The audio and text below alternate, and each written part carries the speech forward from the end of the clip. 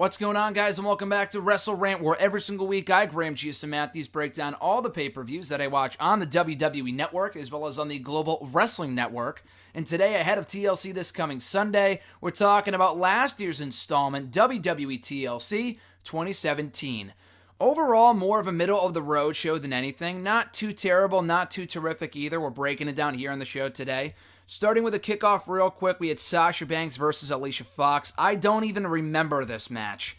Obviously, I only really watched the actual pay-per-view and not the kickoff. I don't remember this match at all. I forgot it even happened. Sasha Banks won in 11 minutes. Nothing too newsworthy there. To kick off the actual show, we had Asuka versus Emma.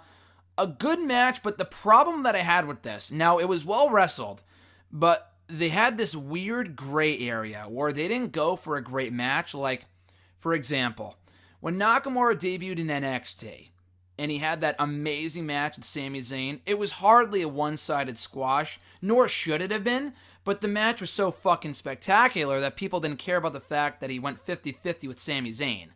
Now, the problem with this match was that Asuka went 50-50 with Emma, but the match wasn't great enough to the point where it's like, holy shit, what an amazing performance by Asuka. It was more focused on Emma.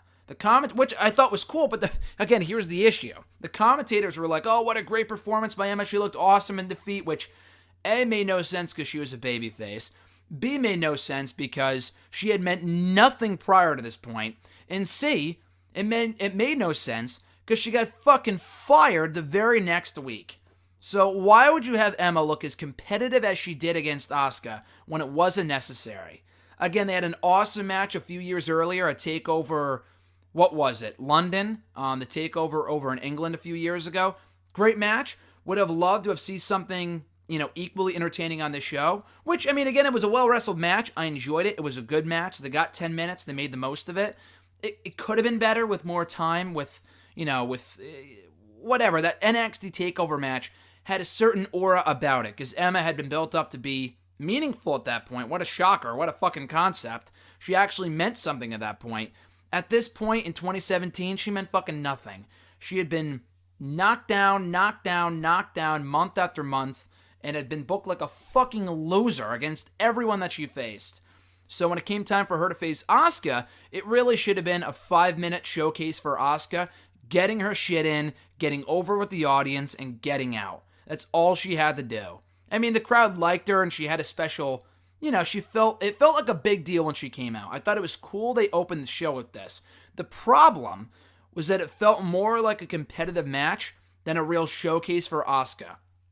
And again, the commentators played up the fact after the match afterward that Emma, oh, what a strong showing. She looked real good in the feet. Who the fuck cares? Normally that would have been a cool thing to hear. But she got fired the next week. So why would you book her to look as strong as she did here when she wasn't even going to be there? It would have made way more sense. I would have been pissed in the moment, but in retrospect, it would have made way more sense to have Emma go in there and get beaten like 30 seconds by Asuka, solidifying her as a legitimate threat from the get-go, which obviously Asuka was fine after that. She went 50-50 with Emma in this match and in the rematch the next night on Raw.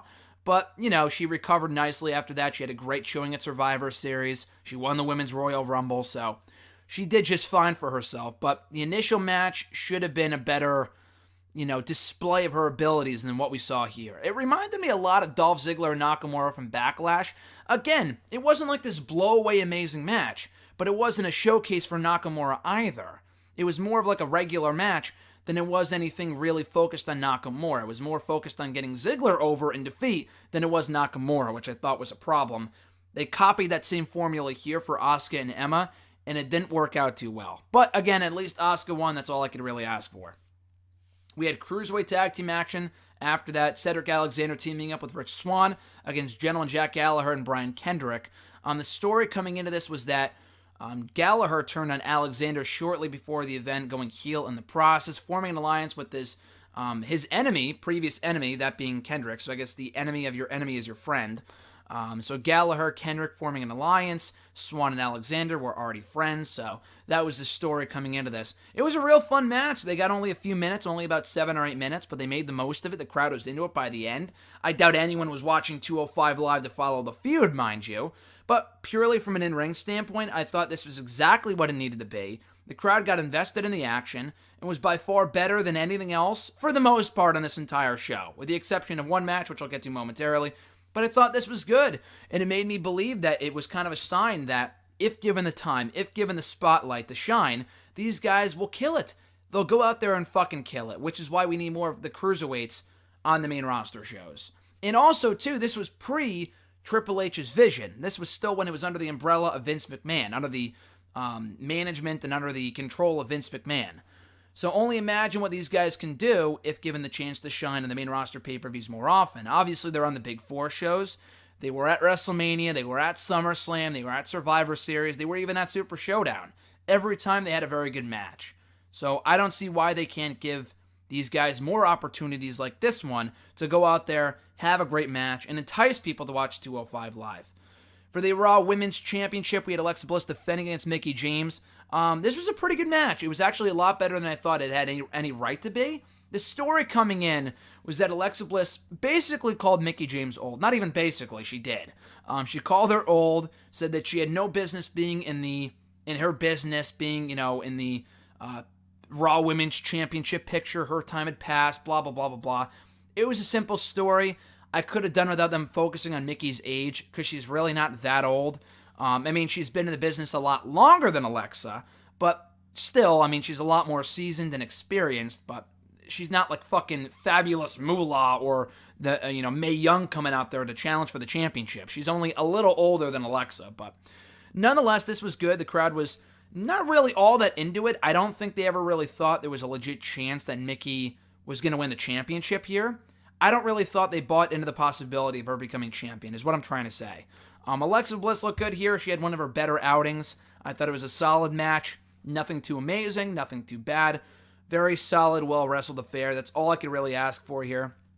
With the right result, Alexa Bliss winning clean to retain the championship. Mickie had a post-match interview with Charlotte Caruso, with her asking her, what are your thoughts on your performance? Mickie starts crying and says, I put my whole, self out there, really gave it my all. I want to be back in the championship picture. I want to be champion again.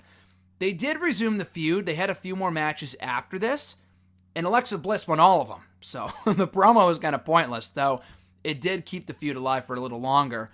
For the Cruiserweight Championship, we had a rematch from a episode of Raw, a lumberjack match in the main event of Raw from a few weeks earlier. Kalisto, the then champion, versus the challenger Enzo Amore. I could not get into this at all. The match sucked. Enzo sucks. If Neville could not get a compelling match out of Enzo, if Neville couldn't get a great match out of Enzo, why did anyone believe that Kalisto would be any different? I love Kalisto. I think the guy is very, very good, but this fucking sucked. The match went only about 7 or 8 minutes, which was probably a little longer than it had any right to be. Kalisto tried. Enzo, face heel or whatever, on his own, the guy sucked. He cheated to win, regained the gold. I'm surprised they took the championship off of him to begin with, because they were obviously going to run with him as the face of that cruiserweight division no matter what, so I thought that was weird. Kalisto got a 3-week run as cruiserweight champion. Who the fuck cares? And they continued the feud after this, too, going into Survivor Series, which, again, no one cared about. So, 205 Live, right back to the tried and true and Enzo Amore, which did nothing to help that division whatsoever. Thankfully, Enzo was fired for different reasons by the onset of 2018, and we finally moved forward with the overhauling of the Cruiserweight division by earlier this year. We had our next match here, which was supposed to be Finn Balor and Bray Wyatt in a Sister Abigail versus the Demon match, which was going to be fucking horrific, and I'm glad it didn't happen. That would have been an absolute travesty. Thankfully, it was one of those blessing in disguise type situations where Bray Wyatt got sick with either the measles or the mumps, something like that. He goes down, as does Roman Reigns. I'll talk about that momentarily. We need a replacement for Bray Wyatt, so we get AJ Styles instead. AJ Styles gets replaced here. For what reason, I have no clue. The guy's not even on Raw. He's a SmackDown superstar. WWE probably knew they needed a make-good for this pay-per-view. And not that people were looking forward to Balor and Bray Wyatt anyway, but they needed an opponent for Balor. Maybe Elias would have made sense, Jason Jordan, who ended up having their own match anyway after this. But there weren't really many people that made sense. Unless you brought up someone from NXT out of the blue, which I'm glad they didn't do. It's one of those cases, a rare case, where the match really had no story. I mean, the commentators acknowledged that both guys had history with a faction in Japan, which is obviously the fucking Bullet Club. They're not going to say that on TV, because God forbid. But they're both former leaders of the Bullet Club, and they've always really kind of missed each other. In WWE, NXT, they've never really crossed paths prior to this point. We get the dream match here. AJ's flown over from, I think, England or Chile, I think it was, from Saturday to Sunday to fill in for Bray Wyatt on the show. He has been traveling a lot before this pay-per-view. He gets inserted in the spot, fucking kills it. Him and Balor have an amazing match, more than deliver their share here of what was supposed to be a very good match. Ended up killing it and had the best thing on the entire show. I thoroughly enjoyed this. Again, for a match that had zero story, this was a lot of fucking fun. You can't do that all the time, but I think what was cool here was that these guys had no prior, not that they didn't have chemistry, because clearly they did, based off how good this match was, but they had no history of working against each other prior to this point, which is even cooler. That they went in there and hit it off right off the bat, which I thought was awesome. So the chemistry was there, the drama was there, the crowd was into it for sure. They were buzzing about this thing before the bell even rang. They knew AJ was going to go in there and kill it. They knew Balor can go in there and kill it. Both guys were riding a wave of momentum. And again, they fucking killed it. I love this match a lot. Definitely one of my favorite matches and one of the more underrated outings from 2017 that I feel doesn't get the credit it deserves just because, it happened on a whim. It wasn't previously announced. It wasn't supposed to happen before it did happen.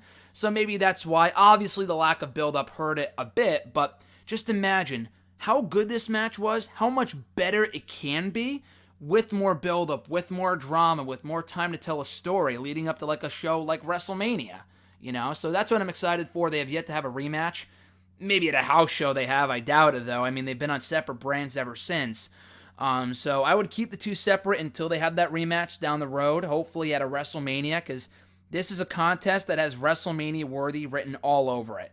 So again, I love this. Even better was that despite AJ being the number one contender to the WWE Championship at the time, a title that he would go on to win like 2 weeks after this, Balor ended up winning here clean, which I thought was awesome. No interference from Gallows and Anderson, which, people thought there might be a chance of. I'm glad they didn't get involved. They had no business getting involved unless they were going to run with this as a storyline device going into Survivor Series, which they didn't. It's not like the fucking World Cup at Crown Jewel where they use Shane McMahon becoming the best in the world, quote unquote, to, add heat to the Raw versus SmackDown storyline. This had nothing to do with Survivor Series, although the commentators did acknowledge that Survivor Series is usually the one event out of the year where we see Raw versus SmackDown guys, blah, blah, blah. That didn't matter here. The match alone, in a vacuum, was terrific. Balor goes over clean. He's riding a wave of momentum.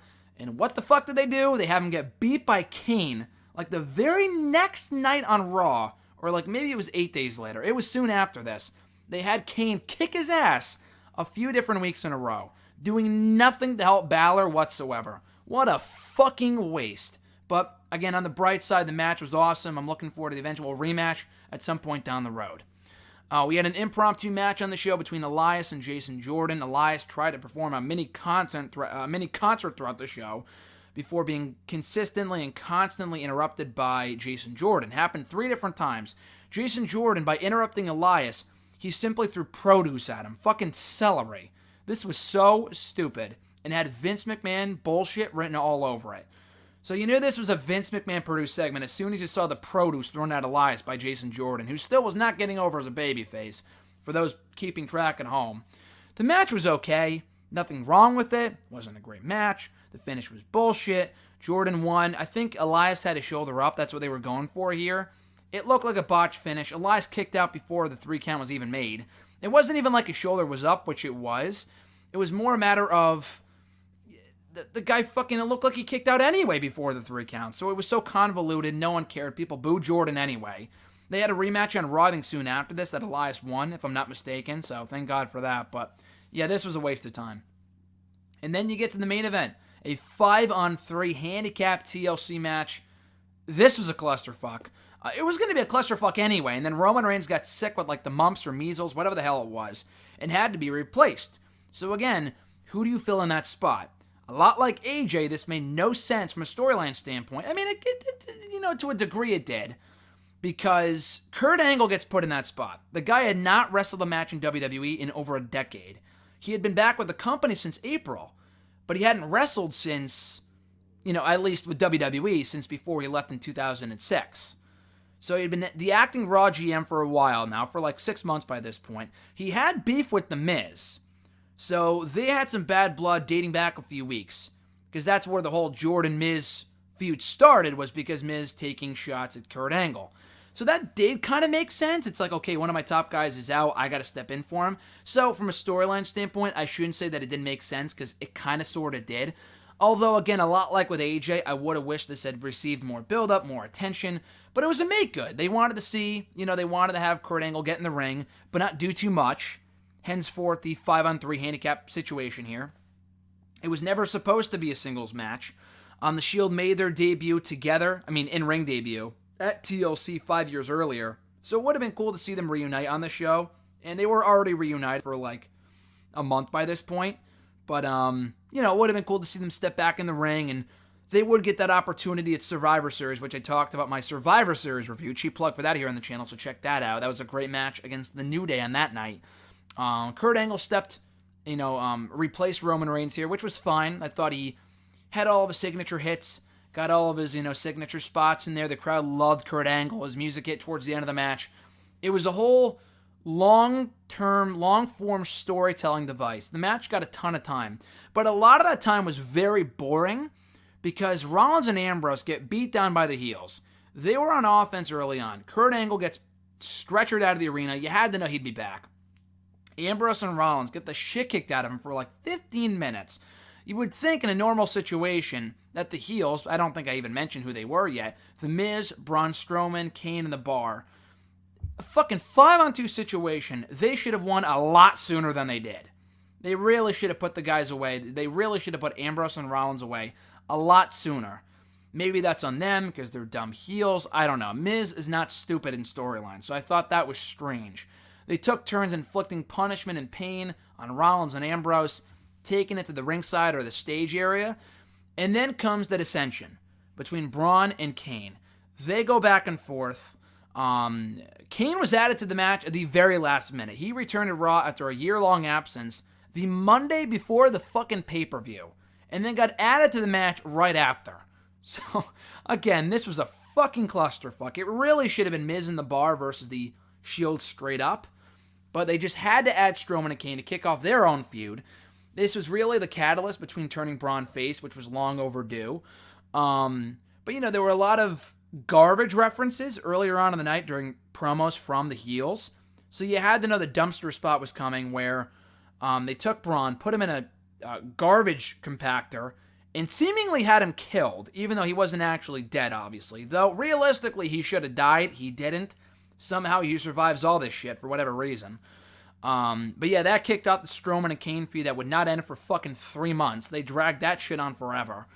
But as a match, though, I enjoyed it. It was far from a great match. I would not put it on any best of 2017 list at all.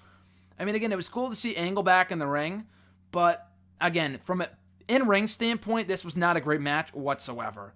It was supposed to be a spectacle, ended up being a train wreck. In the best way possible, they kept the crowd. They were into it by the end. Strowman and Kane eliminated essentially each other. The Bar got factored out towards the end. The babyfaces took turns hitting their finishers on The Miz. And The Miz at one point hit skull-crushing finale on Angle, who kicked out. That was a great near fall. But yeah, Rollins hit the knee on Miz. Ambrose hit Dirty Deeds. And then Angle, I think, forced him to tap out. He might have hit the Angle Slam. I don't remember. But the babyfaces do win here. Big triumphant return to the ring for Kurt Angle, who showed that he still could go, but not as much as he used to.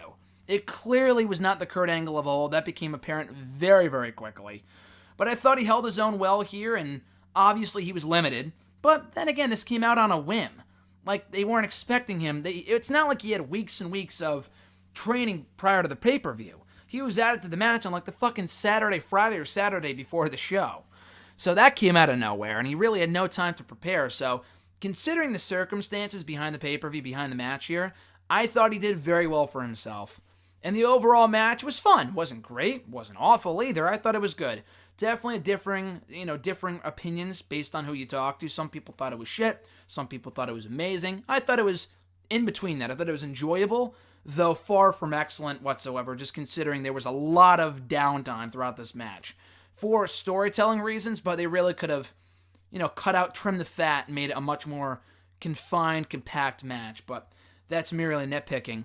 On the whole, I thought this was a decent show. Obviously, this is must-see. It's not a must-see show, but it's worth checking out for Balor and AJ, and then the main event, if only for Kurt Angle's in-ring return. As a match, it's not amazing. As a standalone match, the main event is not worth going out of your way to say.